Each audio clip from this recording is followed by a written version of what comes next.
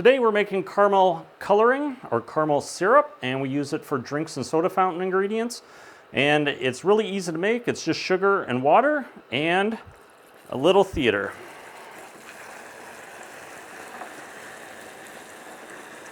So let's just get into making caramel coloring / caramel syrup, because it is super useful behind the bar, working with sodas, or even in the kitchen. I do it, you just get a small pot, and what you're gonna need is just about 1 ounce to 1.5 ounces of water, 50 mils, just to wet the bottom of the pan, and then add 2 cups of sugar. And if you wanted to make caramel from that, that is all you need. You don't actually need anything else. You don't need to stir it, you just need to apply the heat, and it will slowly start to melt, and what you'll end up is with a clear syrup in there. If you stir it too much, it's gonna smear all over the side of the pot and it'll crystallize. If you have a water bottle, you can just squirt along the edge, and that will keep any crystals from forming. Or you could just use a pastry brush with a little water. Now, if you want to speed up the process, you could take a cue from industry, and what they do is they either add an acid or a base. Citric acid works well, malic acid works.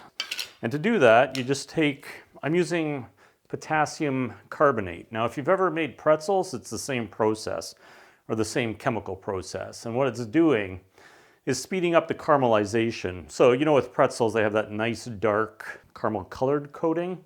That's because they dip them in a caustic solution, usually sodium hydroxide. But in this case, I'm using potassium carbonate. It's a little less intense than sodium hydroxide, but it does the job. But you can use potassium or sodium bicarbonate, it just won't be as fast.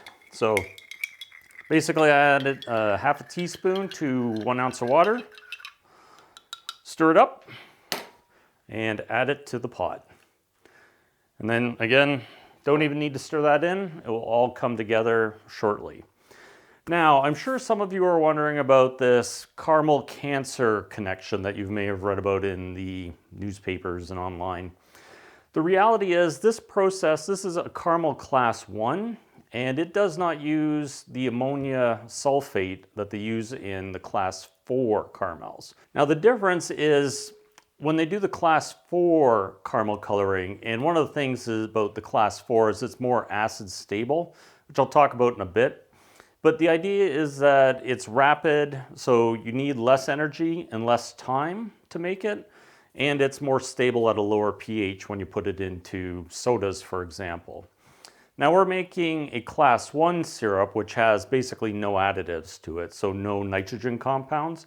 And it's the nitrogen from the ammonium sulfate that causes problems. Now the problem is it produces 4-methyl-imidazole. Now the short form is 4-MEI. And this is a nitrogen compound that potentially may be carcinogenic, though there hasn't been enough studies to conclusively prove it. But with this type of syrup, there are no concerns, because basically the 2 ingredients we used, sugar and potassium carbonate, only contain carbon, oxygen, hydrogen, and potassium. There is no way that ammonia or nitrogen compounds can get into this. If you're concerned about having caramel that doesn't have any issues, this is the one to make. Now, I'm sure some of you are wondering, what exactly is caramel? It's basically the degradation of sucrose into fructose and glucose. So those are the monosaccharides. But then what happens is they start to, as the heat goes up, they start a condensation reaction. Now, a condensation reaction's just a chemical reaction where water's formed when you're heating things up and molecules are coming together. And what it's basically doing, the brown color in caramel syrup comes from linking up of glucose and or fructose molecules into a chain. So it's the reverse of breaking down starch with the enzyme amylase to create simple sugars that can be fermented by yeast. This is kind of the reverse, where the molecules are linking back up. Though they link up in a different form, and that's why you get this darker color. And that is called carmelan. Now the aroma comes from maltol. Maltol is another sugar that's formed when you break this stuff down. And it gets its name from basically roasted barley malt flavor. But it has the characteristic smell is caramel. Everybody knows it as caramel. Other compounds that are formed are furans, and furans have this nutty flavor. They can also have a bit of a burnt flavor, but nuttiness is often the descriptor. You'll find that in bourbon or any whiskey that's aged in heavily charred barrels. And anytime you roast something or barbecue something and you get char on it, you're gonna get some of that furan flavor. Now, another compound that you're gonna get in this is diacetyl or diacetyl. And that is that buttery compound that brewers talk about and sometimes described as a wine flaw and a beer flaw. But it's basically the aroma, or has the aroma of butter. Now beyond that, you're gonna get some esters, so ethyl acetate's pretty common. And you're going to get some acids like acetic acid, vinegar. And all of that comes together to create the caramel flavor. Now if you go a little bit farther, you're gonna get carbocyclics, which are kind of like roasted coffee, but really darkly roasted coffee. They're gonna have a more intense flavor or aroma of not quite burnt, but that definitely heavily roasted coffee aroma. All of these compounds, or all of the caramel, when we get it to the darkness that we want, and we do want it fairly dark, we don't want a light syrup, tend to have bitter flavors, though they are still sweet. So these caramel colorings that I'm making tend to be a little bit sweeter, whereas the commercial stuff is pretty much bitter. Has a burnt flavor, and you can see by this, it is like quite dark and quite thick. So that's just on a plate, but it's dark. And we're gonna be making something a little bit lighter, something in that color, and a little bit thinner. So you'll find that all of these flavors work really well in sodas, because they do add a touch of flavor. Not a lot, but they also add, that subtle bitterness, that little bit of bite that sodas often have. And caramel is so important for emulsifying oils. So if you're trying to get like a cinnamon oil into a soda, you're not gonna be able to do it without using some emulsification chemical. And one of the easiest ones, and they've used it for decades, is caramel syrup. In fact, Pepsi filed a patent for that back in 1971. Now, one note when you're making caramel is that as these sugars heat up and it starts to get darker, the reaction actually goes exothermic, and exothermic means that the reaction's actually producing its own heat. So if you were to take this off the burner, the temperature would still increase. So you have to be aware of that, because you just can't take it off the stove and not deal with it, because it may actually continue and it will burn in your pot if it's at that temperature. So often I'll take a frying pan, and when I take this off, I will put it into the frying pan, and the cool metal will act as a heat sink and quench some of that chemical reaction temperature and hopefully cool it down. Most often it just slows it down. Then you just add water, and that will quench the whole reaction, and it'll help dissolve your caramel, because this is going to be rock hard if you don't add any water. And for this, because we're using 2 cups of sugar, we're going to use 1 cup of water. And we always use 2 to 1. 2 parts caramel to 1 part water, and that is going to be your solution. So that's the basics of caramel. Let's get making it. Now you'll notice after a few minutes of cooking, it's starting to take on a bit of a tan color. It'll only be, probably once it takes on that light tan color, you've got about 5 minutes before it gets to the color where you want to take it off. And I'm cooking this at maximum temperature. And all this, it's not smoke, this is actually steam from the condensation reaction that I was talking about. This is not the water that we added at the beginning.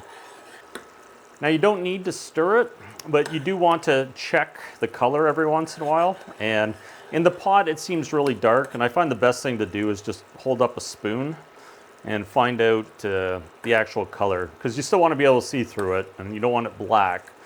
But in the pot, if you look straight down, it's going to look pretty dark.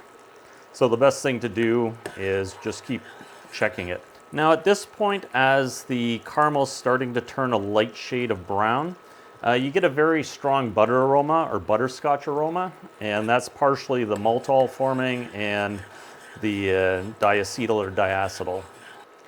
Now just as we're getting to the darker color, we're getting a temperature of 280 Fahrenheit. It'll probably get about 290 to 300. Sometimes you go to 320. But you can see that we're starting to definitely get a darker color in this pot. Just about to the point. We've just gone over 300 degrees Fahrenheit. So we're almost there. So now we're about 310. And I think that is getting pretty close to what we're looking for. The actual, it's becoming a very nutty flavor. And you can stir this down so that it helps cool it off. But it's getting quite dark. So at this point, I think we should quench it. So I leave my spoon in. You don't want this to form a seal. You want it just to cool everything off and allow the steam to evaporate. So I take my 1 cup of water and I add it, and then I just put that on. And it will boil fairly vigorously. But if you just let it go, it will cool down eventually. And once it stops steaming, you'll end up with a fairly large mass of caramel goop. And the spoon will be very hot. But if you have, I wear cotton liners in my gloves, so it gives me some insulative protection. Now you need to just kind of stir this in. Now the heat from it will eventually all melt this or form a uniform mass. But if you need to, you can always add it back to the burner and it will reheat and redissolve. So one of the points I like to make while we're making the syrup is that the color we're actually looking for is kind of a crimson red. Now these look jet black until you put light behind them. And then you'll see that they're a crimson color, red, because this is a pure white light. And when you put it behind it, it's crimson. So that's the color you're actually looking for, or that's the color that I look for. I find that works reasonably well for soda syrups. And it also has a better flavor. It doesn't have that truly burnt flavor that some of these caramels have, and these ones can be quite bitter. These are still slightly bitter, but it's not a bad bitter flavor. And they still have some sweet residual sweetness that works in soda, obviously, because sugar is such an important component. But this is the color you're looking for. So if you can find that color when you're making it, and you'll see it in a pot if you're using a stainless steel or a white bottom pan, is that you can kind of pick out that color because it does look red in the pan.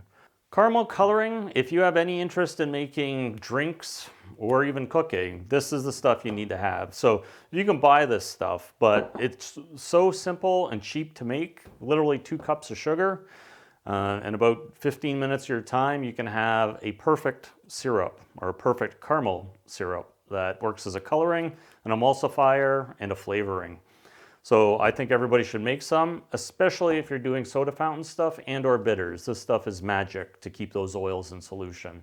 And in the next video, I'm going to talk about making sodas with these. So whether it's a cola or a root beer, caramel coloring plays a very important role in that. And I will demonstrate how to use this to emulsify oils to make soda.